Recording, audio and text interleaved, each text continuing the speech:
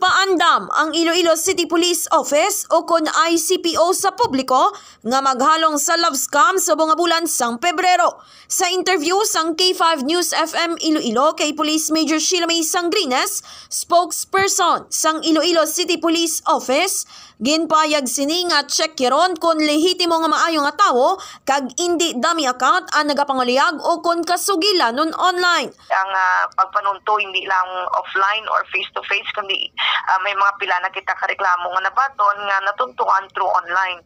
So i-double check gid nila kag i-confirm kung lehitimo ina nga tawo ang ginaano nila no gina-entertain nila online kag ginasugilano nila. Dugang pa ni Sangrines, magpatigayon gid sa mga validating measures agod mabalaan kung maayo ang tinutuyo kag sincero ang mga ini.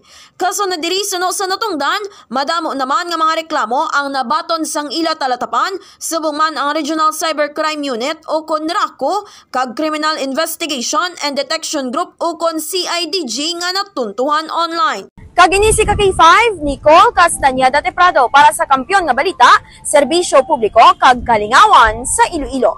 K5 News FM. This news is brought to you by: do you feel tired all the time? Do you have frequent infections? Do you have always cold? It's a sign of low immune system. Boost your immune system with Clinica D3 Bio, antibacterial, natural antioxidant, immune system booster. Clinica D3 Bio has vitamin D3, lauric acid, and monolurine to fight against all viruses. Try Clinica Vitamin D3 with Coccus nocifera.